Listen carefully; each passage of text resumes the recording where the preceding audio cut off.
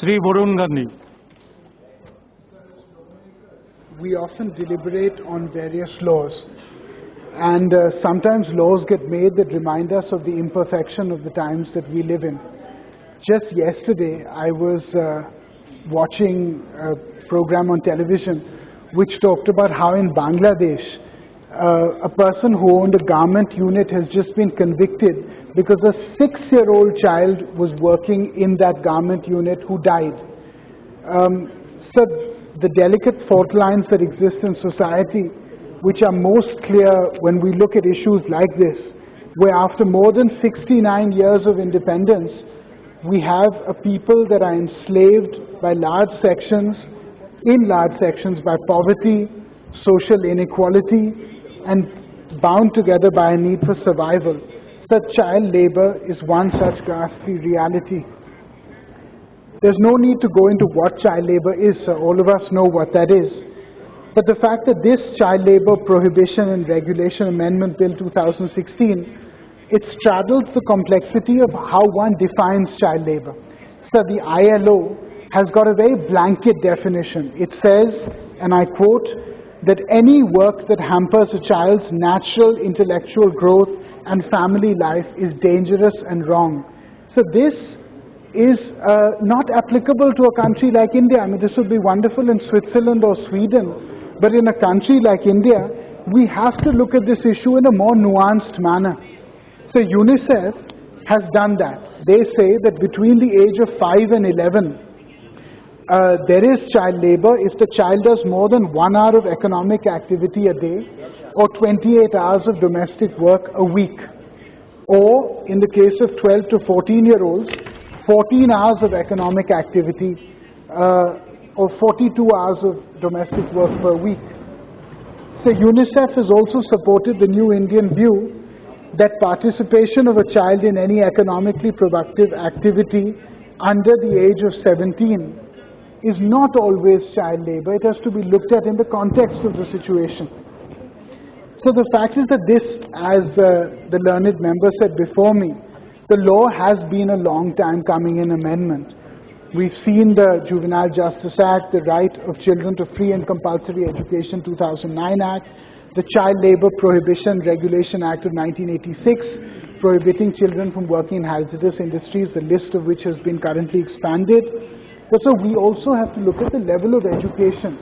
Just today I read in a newspaper, in an academic journal rather, that in this monsoon, 42,000 schools in India are currently shut because of the inclement weather.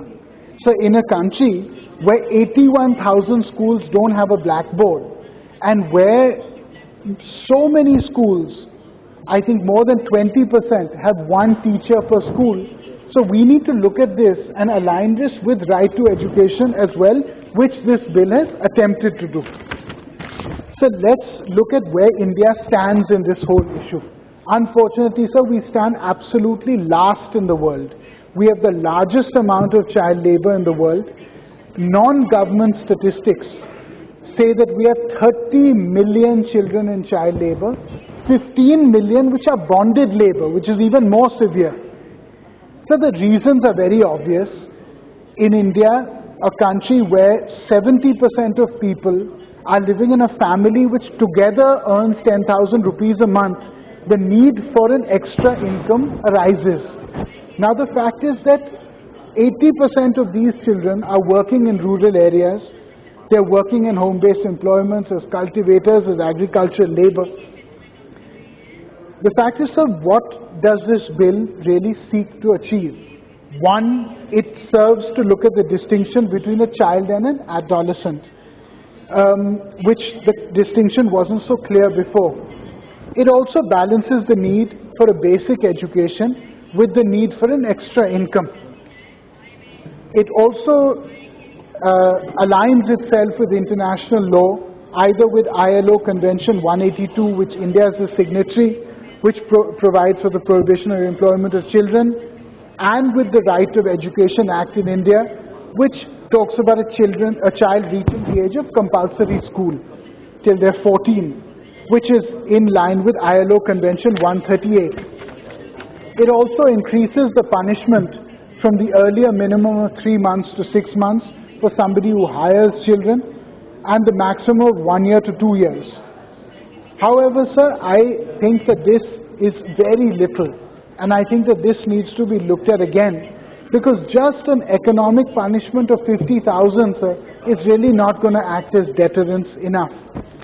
Now, sir, if we look at the bill itself, it talks about family enterprises.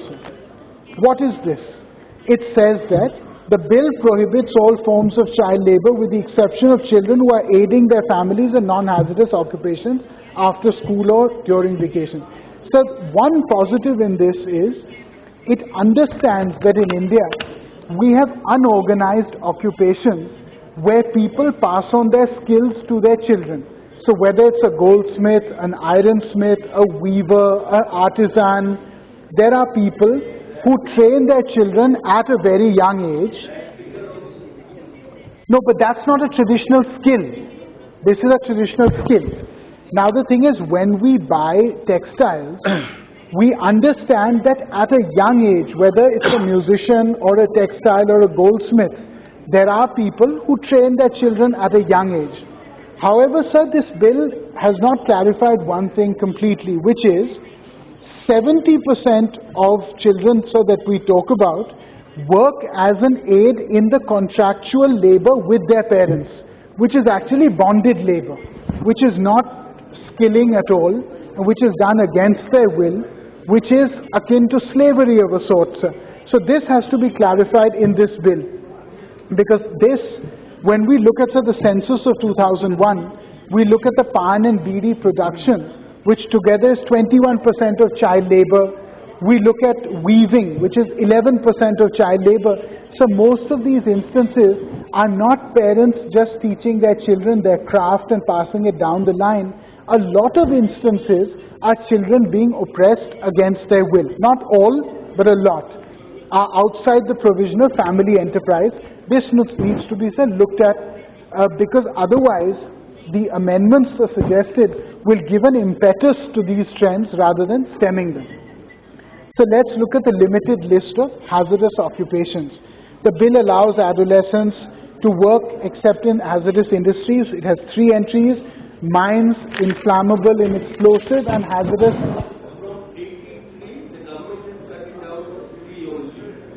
That's right. So I just want to, I'm going to talk about that. And hazardous processes is defined under the Factories Act.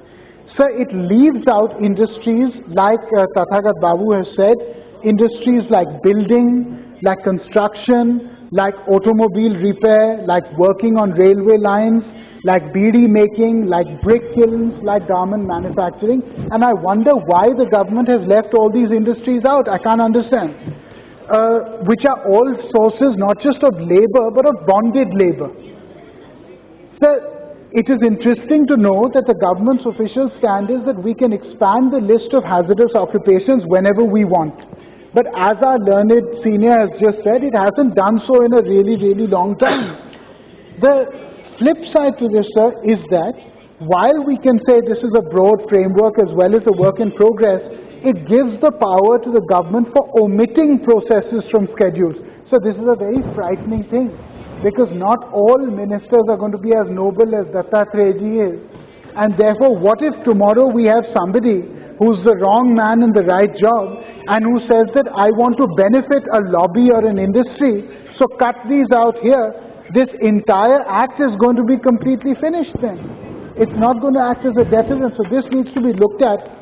My request is that rather than giving power to the government for omitting processes from schedules, a parliamentary clearance for the same would be a better safeguard.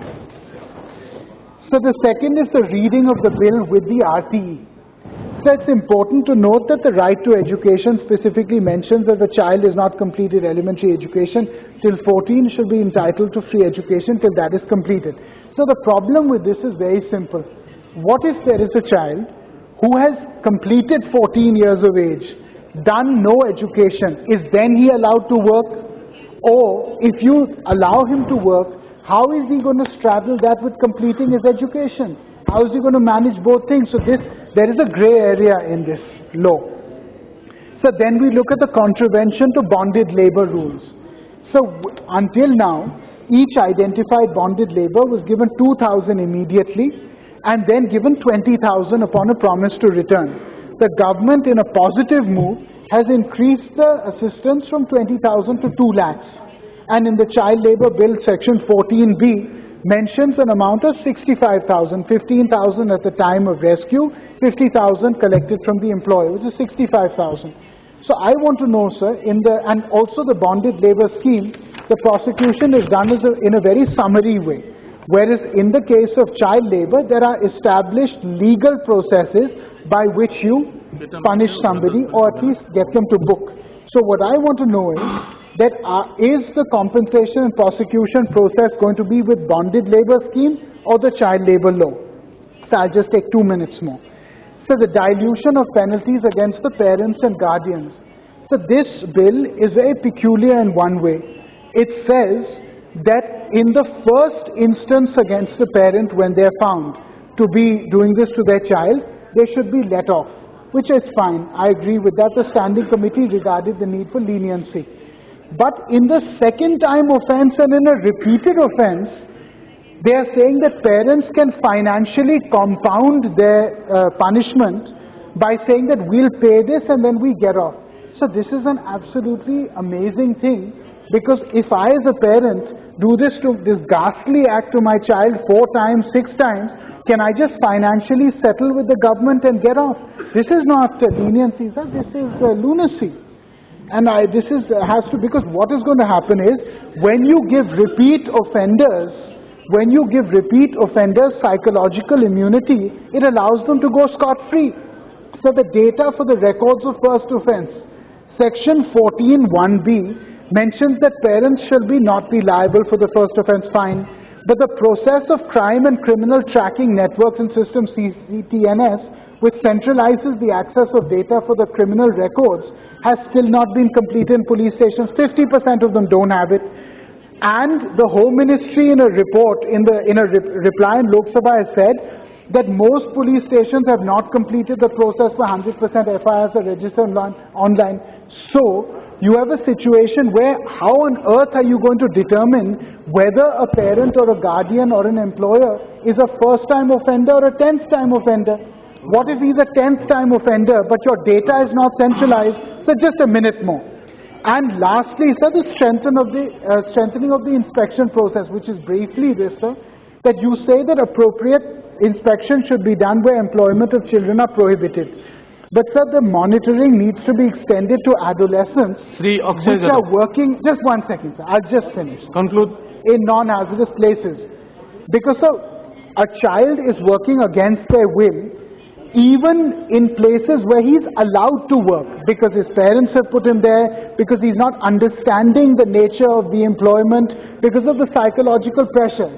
I just want to lastly conclude by saying, sir, until we have a country where 10% of population earns 80% of income, where we have economics of competition which is demanding cheap labor and children to fulfill that gap, until we have a system, sir, where we don't train our children for employment, how on earth are we going to move forward as a country?